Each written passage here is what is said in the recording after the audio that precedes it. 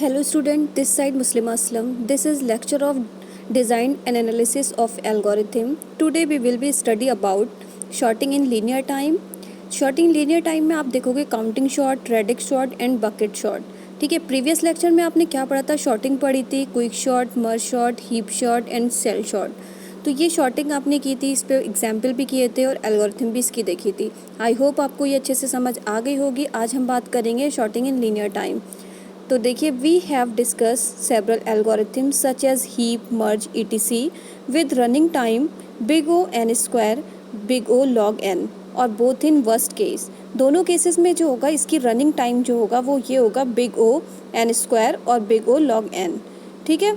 There algorithm have an interesting property. They based on comparison array element. Only we call these algorithm as a comparison sorting.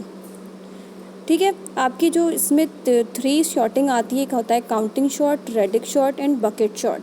आज हम बात करेंगे counting short की. तो counting short देखिए, counting short क्या है कि जो इसका इंपॉर्टेंट पॉइंट है वो ये है, counting short is not a comparison short algorithm. ये इसमें इस एल्गोरिथम में आपकी कंपैरिजन नहीं होता है, ये सिंपली आपको काउंट करने होते हैं नंबर्स. ठीक है. ये it gives big O n complexity for sorting. इसकी जो कॉम्प्लेक्सिटी होती है वो सिंपली एन होती है नंबर्स, और उसमें आपका क्या होता है एन स्क्वायर होते थे. ये आपकी इसकी जो कॉम्प्लेक्सिटी होती है वो क्या होती है बिग ओ एन. ठीक है. इसका एग्जाम्पल हम देख लेते हैं, एग्जाम्पल के उससे आपको ज़्यादा अच्छे से समझ आएगा. एग्जाम्पल देखिए, आपका एक एरे है, एरे में आपको ये 15 नंबर दे रखे हैं 0 to 14. जो 0 to 14 है वो आपका इंडेक्स वैल्यू है. इसमें आपके 0 to 15 नंबर्स दे रखे हैं 5 9 4 5 3 6 8 5 4 8 7 4 6 9 7. ये आपके एरे में नंबर्स दे रखे हैं. ठीक है. तो इस पर देखिए क्वेश्चन है, we have an array of size 15 which contains value in the range of 0 to 9, range length is equal to 10. आपका जो n is equal to 15 है वो साइज़ जो है एरे का वो 15 है, and k is equal to 10. k जो है, k किस चीज़ को डिनोट कर रहा है? रेंज लेंथ को. जो रेंज है आपकी लेंथ की वो क्या है? k से डिनोट कर रहे हैं, उसकी वैल्यू क्या है? 10. ठीक है. तो अब सोल्यूशन देखिए इसका कि n जो है वो क्या है? Number of element of array. जो आपके एरे में नंबर्स हैं वो आपके क्या है? Capital N. और k आपका क्या है? k है लेंथ ऑफ रेंज. जो भी आपकी रेंज है कि लेंथ ऑफ उसकी वैल्यूज़ है वो आपकी k है, k से डिनोट किया है.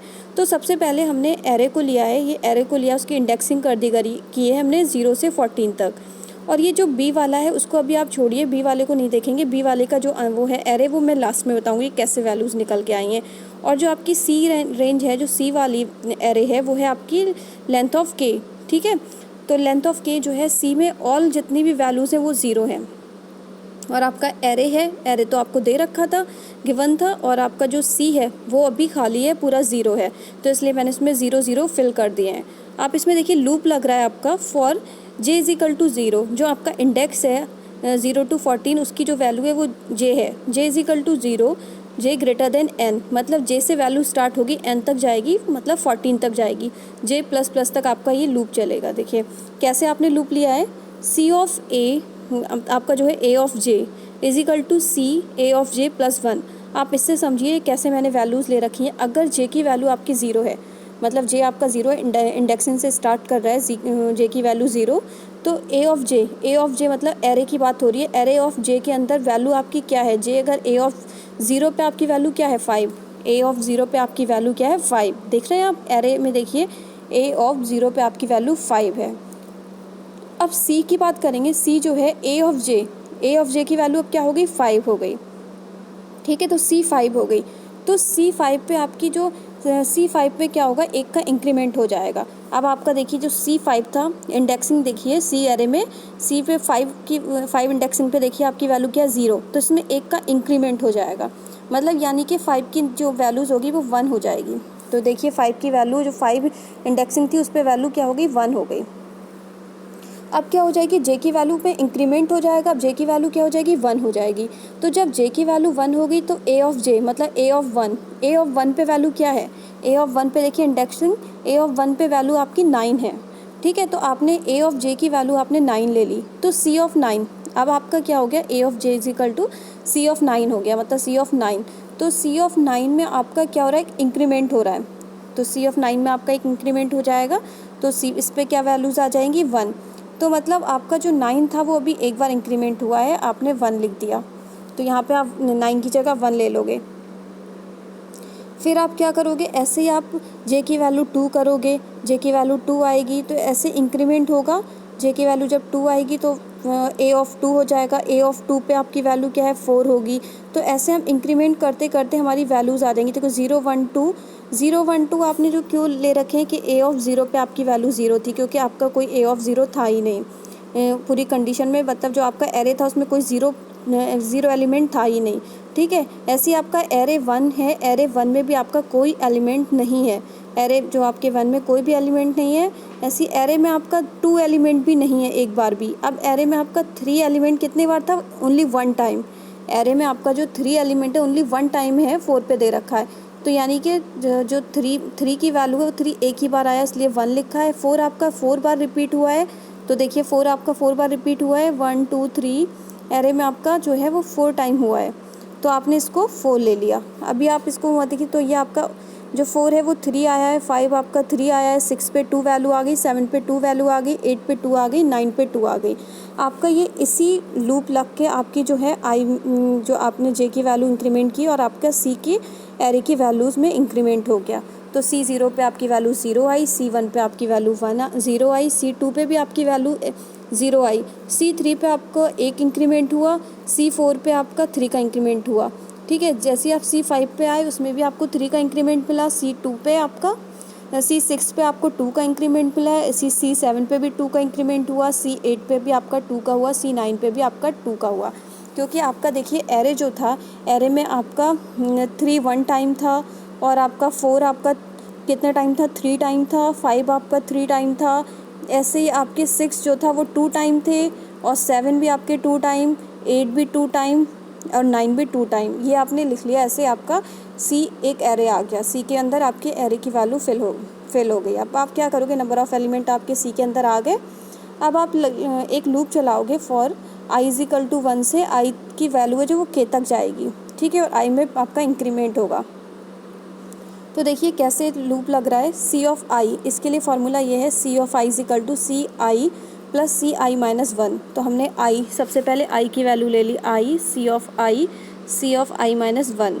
तो ठीक है, आई आपका क्या था, आई आपने जब लूप चलेगा आपका 1 से, तो 1 से चला आपका लूप, 0 से उसने स्टार्ट किया नहीं है। ऊपर देखो सी वाला एरे, इसमें आपका 1 से चला है, तो 1 पे सी ऑफ 1 पे आपकी वैल्यू क्या है 0। ठीक है, और 1 माइनस 1 मतलब 1 माइनस 1 0 हो गया, तो सी ऑफ 0 पे भी आपकी वैल्यू 0 है, तो दोनों का आपका एडिशन होगा, तो कंडीशन आपकी क्या होगी 0। ठीक है, ऐसे ही आपका दूसरा देखिए, सी ऑफ 2 पे आपकी वैल्यू क्या है, सी ऑफ 2 आपने रखा, सी ऑफ 2 पे आपकी वैल्यू 0 है, और सी ऑफ 2 माइनस 1 1 आ गया, तो सी ऑफ 1 पे भी आपकी वैल्यू 0 है, तो कंडीशन आपको दोनों का ऐड हुआ तो 0, 0 प्लस 0 आपका ऐड हुआ तो 0 मिला। ऐसी सी आई की वैल्यू आपने 3 ली, सी आई की वैल्यू आपने 3 ली, तो 3 पे आपकी वैल्यू क्या है 1 है 3 पे आपकी वैल्यू, सी ऑफ 3 पे 1, और ऐसे ही आपने 3 माइनस 1 2 किया, तो सी ऑफ 2 पे वैल्यू क्या है 0 आ गई, तो 1 प्लस 0 1। ठीक है, तो ये 3 पे जो है आई की वैल्यू अगर आपने 3 ली तो उस पर कंडीशन आपको 1 मिली। अब अगर आपने सी की वैल्यू, सी ऑफ आई मतलब आई की वैल्यू 4 ले ली, आई की वैल्यू 4 ली, तो सी ऑफ 4 पे देखिए वैल्यू क्या है 3। ठीक है, तो सी ऑफ 4 पे आपने वैल्यू 3 ले ली।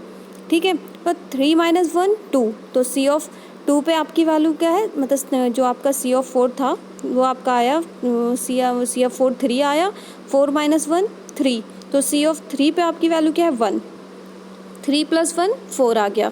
अगर आपने अब सी की वैल्यू जो आई है, आई की वैल्यू 5 ली, तो सी ऑफ आई जो है आपका 5 है, सी ऑफ 5 पे आपकी वैल्यू क्या है 3 आपने ली, और 5 माइनस 1 अब आपकी वैल्यू इंक्रीमेंट हो गया, देखिए मैंने कट करके रेड पेन से लिखा है 4। ठीक है, तो ये आपका सी ऑफ 4 जो है 4 की वैल्यू आपकी क्या है 4, तो 3 प्लस 4 7 हो गया, न्यू वैल्यू आपने अब क्या रख दी 7 आ गई। और सी ऑफ 6 पे आप देखोगे, सी ऑफ आई की वैल्यू अब जो आपने 6 ली, तो सी ऑफ 6 पे वैल्यू आपकी 2 है, और 6 माइनस 1 5, तो सी ऑफ 5 पे आपकी न्यू वैल्यू अब क्या है, सी ऑफ 5 पे आपकी जो वैल्यू है वो है 7, जो आपकी सी ऑफ 5 पे वैल्यू आई है वो है 7 प्लस 2 9। ठीक है, 9 आ गया। ऐसे ही आपने 7 वैल्यू ली, आई की वैल्यू 7 ली तो सी ऑफ 7 पे आपकी वैल्यू 2 है, और जो आपकी न्यू वैल्यू आई है सी ऑफ 7 माइनस 1 6, तो सी ऑफ 6 पे वैल्यू आपकी क्या आई है 9, तो 9 प्लस 2 11 हो गई। ऐसी सी ऑफ 8 जो आपने रखा सी ऑफ 8 की वैल्यू आपकी क्या है 2, और आपका जो नई वैल्यू आई है 8 माइनस 1 7 हो जाएगा, तो सी ऑफ 7 पे जो नई वैल्यू आई है वो है 11, 11 प्लस 2 13। ठीक है, ऐसे ही आपने सी ऑफ आई की वैल्यू आपने 9 ली तो सी ऑफ 9 पे आपकी वैल्यू क्या है 2। ठीक है, और सी ऑफ 9 माइनस 1 8, तो सी ऑफ 8 पे आपकी वैल्यू क्या है 13, 13 प्लस 2 15। तो ऐसे आपका जो एरे है वो चेंज हो गया। अब आपका चेंज होके वैल्यूज़ जो हैं सी की वो ये आ गई 0 0 1 4 7 9 11 13 और 15, ये आपके सी एरे सी की वैल्यूज़ आ गई। ठीक है, अब आप देखोगे बी के लिए कैसे निकालोगे। अब बी की वैल्यू आपको लगाने के लिए बी में जो लूप लगेगा, जे की जो लूप लग रहा है वो ये लग रहा है J is equal to n minus 1, मतलब n माइनस 1 आपका जो साइज़ है 15, 15 माइनस 1 मतलब 14 से आपका चलेगा, इंडेक्स की वैल्यू आप 14 हो जाएगी। तो जे जो है greater than is equal to 0 है, और जे में आपका डिक्रीमेंट हो रहा है माइनस माइनस का। ठीक है, तो आप ये कैसे लगा रहे हो, जब आपकी जे की वैल्यू 14 है, जे 14, अब आप देखिए एरे में जे 14 पे आपकी वैल्यू क्या है 7, जे 14 पे आपकी जे 14 है तो ए ऑफ जे पे आपकी वैल्यू क्या है ए ऑफ 14 पे आपकी वैल्यू है 7। सबसे लास्ट में देखिए ए ऑफ 14 पे आपकी वैल्यू 7 मिल गई। अब रखेंगे सी ऑफ ए जे माइनस 1।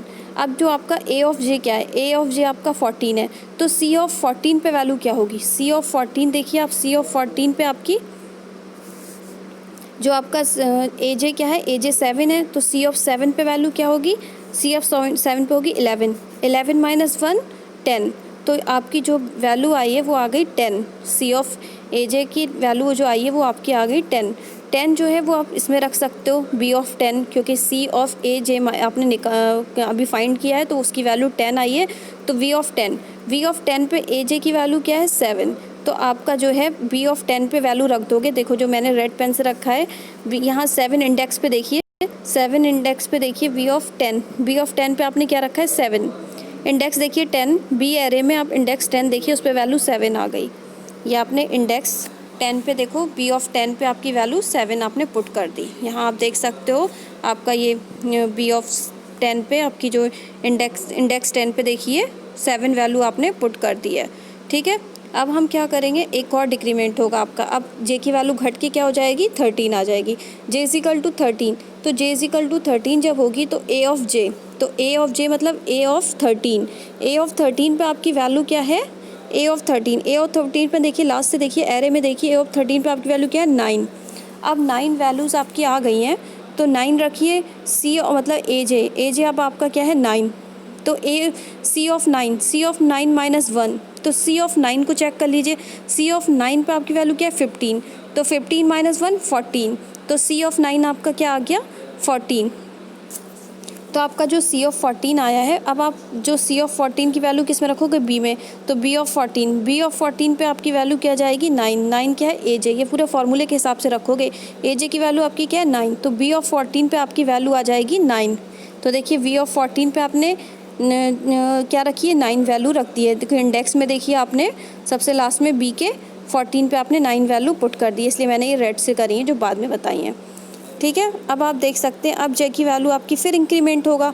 अब जब आपकी 9 फिर क्या हो जाएगा 12 आ जाएगा, 12 रखो ए ऑफ 12 पे आपकी वैल्यू क्या है 6, ये आप ये एरे से देख लो ए ऑफ 12 पे आपकी वैल्यू क्या है 6, आप पीछे से चल रहे हो ना, तो जब 6 है आपकी वैल्यू, उसके बाद आपका C6 आएगा, अपने फार्मूले के हिसाब से रखा, तो C6 माइनस 1, तो C ऑफ 6, अब C ऑफ 6 को देख लो, C ऑफ 6 पे आपकी वैल्यू क्या है 9, तो 9 माइनस 1 8, तो C ऑफ 6 पे आपकी वैल्यू क्या है 8, तो B ऑफ 8 क्या है, B ऑफ 8 जब निकल के आएगा तो B ऑफ 8 पे आपकी वैल्यू क्या जाएगी A ऑफ J आपका क्या है 6।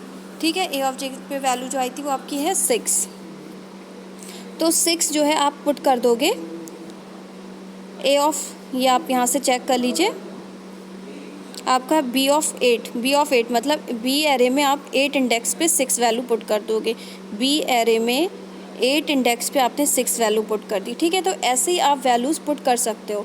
ठीक है। बी की वैल्यूज़ आप इंडेक्स से ऐसे ही पुट कर सकते हो, और जब चेक करने का आप तरीका हो तो चेक भी कर सकते हो। ये आपकी प्रोग्रामिंग लैंग्वेज थी, आप चेक करोगे तो सिंपली ऐसे भी चेक कर सकते हो। देखिए बी एरे है, आप सबसे मिनिमम नंबर, एरे का मिनिमम नंबर स्टार्ट करते हैं। मिनिमम नंबर आपका क्या है 3, तो 0 पे आपने 3 रख दिया आपका। फिर देख चेक करोगे कि 3 के बाद क्या वैल्यू थी 4, तो 4 कितने टाइम आ रहा है 1 2 3, तो 1 पे आपने 1 पे रखा 4, 2 पे रखा 4, 3 पे रखा 4।